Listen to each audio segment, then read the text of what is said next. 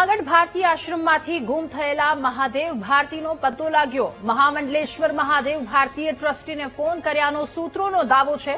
મહાદેવગીરી મોડી રાત્રે 3:30 કલાકે ટ્રસ્ટી સાથે તેમણે વાતચીત કરી।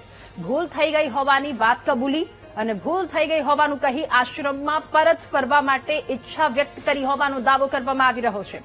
મહાદેવગીરીએ પોતે જટાશંકર હોવાનું પણ વાત કરી।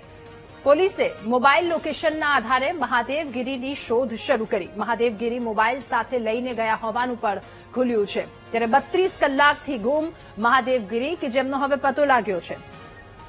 વધુ માહિતી મેળવીશું। સંવાદદાતા જય આપણી સાથે ફોન લાઈન પર જોડાયા છે।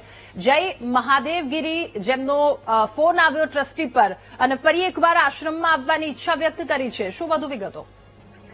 જી ચોક્કસથી ખાસ કરીને જણાવી દો કે જે ભારતી આશ્રમનો જે મામલો છે, જે મહામંડલેશ્વર મહાદેવ ભારતી બાપુ જે છે તે જે છેલ્લા ઘણા સમયથી જે ગઈકાલથી જ ગુમ થયા છે।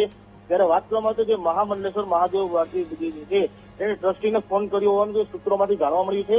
જે મોડી રાત્રે 3:30 કલાકે આ ટ્રસ્ટીને ફોન કર્યો હોવાનું સૂત્રોમાંથી જાણવા મળ્યું છે। ત્યારે વાત કરવામાં જે મારી ભૂલ થઈ ગઈ છે અને હું ફરીથી આશ્રમે ફરી આવવા માંગુ છું અને હું જટાશંકર છું તેવું સૂત્રોમાંથી જાણવા મળ્યું છે। ત્યારે ટ્રસ્ટીને ફોન કર્યો છે બાપુએ।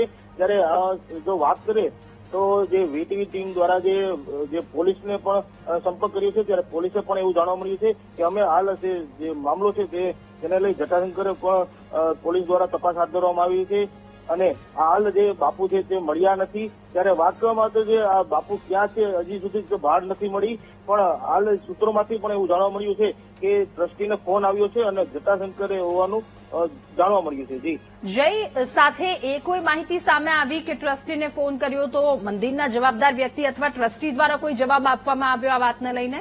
એમની કોઈ પ્રતિક્રિયા? હાલ ટ્રસ્ટીઓ પણ આ બાબતે શોધખોળ હાથ ધરવામાં આવી રહી છે। બાપુ ક્યાં છે તે જાણવા નથી મળ્યું, પણ ટ્રસ્ટીઓને આપણી ટીમ દ્વારા જે ટેલિફોનિક સંપર્ક સાધવાનો પ્રયત્ન કરવામાં આવી રહ્યો છે, પણ હાલ કોઈ સંપર્ક થઈ શક્યો નથી। ઓકે, જય, આભાર આપનો તમામ વિગતો સાથે જોડાવા બદલ।